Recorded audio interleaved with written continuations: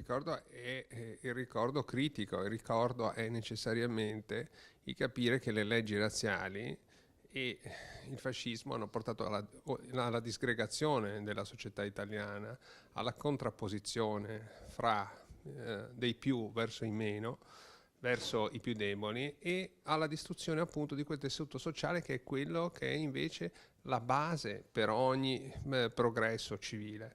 Quindi noi onoriamo il ricordo, ma onoriamo ovviamente, siamo qui a onorare il ricordo delle vittime, ma per onorare il ricordo delle vittime dobbiamo costruire una società in cui la comprensione, la dignità umana siano alla base. I ghetti sono stati, particolarmente quello di Venezia, un luogo in cui, nonostante la chiusura, c'era il dialogo, c'era soprattutto un dialogo costante con la società circostante, e soprattutto quelle che sono le grandi idee dell'umanesimo, del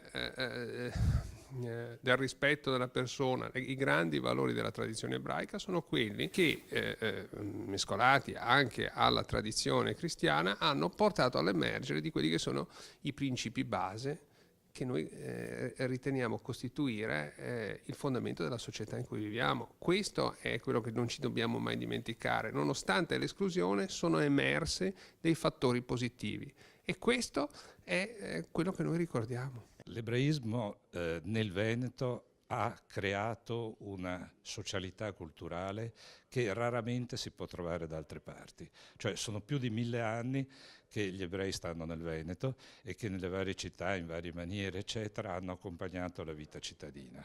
E questa è la parte più importante.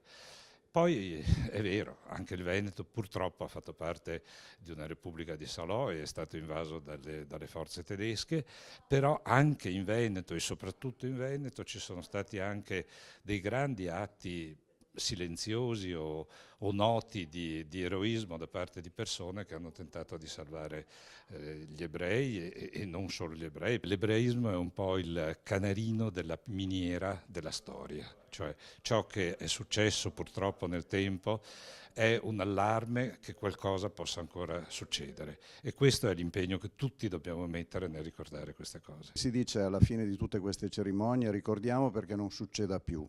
E quel non succeda più è un desiderio che abbiamo tutti, ma non è sufficiente la memoria.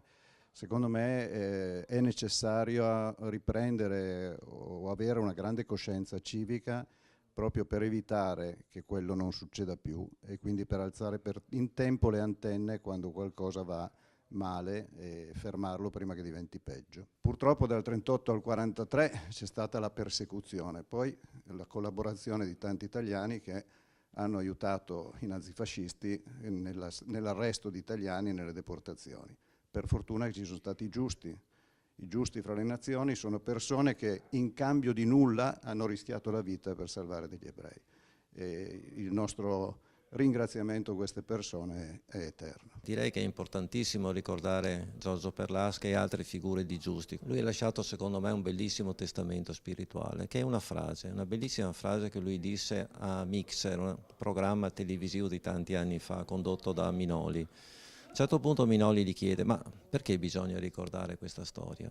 Non è una domanda secondo me con risposta semplice, rischi di cadere o nella retorica oppure di arrampicarti un po' sugli specchi, salvo che la risposta non ti esca un po' dal cuore. Secondo me è uscita dal cuore, con molta semplicità ma dal cuore, perché dice più o meno questo: io vorrei che specialmente i ragazzi si interessassero a questa storia affinché sapessero quello che è successo in quel periodo e sapessero opporsi a violenze del genere se mai dovessero ripetersi. Ecco, io penso che è una frase attuale ieri, attuale oggi, e purtroppo da un certo punto di vista sarà attuale anche domani. Cosa significa secondo me attualizzandola, contestualizzandola? Se tutti noi conosciamo la storia con la S maiuscola, quella vera, riusciamo anche a creare al nostro interno una serie di anticorpi, di rifiuto dell'odio, della violenza, dell'intolleranza, dell'indifferenza. Certamente prima dei momenti personali, ma poi potranno anche diventare dei momenti collettivi di rifiuto di questi sentimenti assolutamente negativi.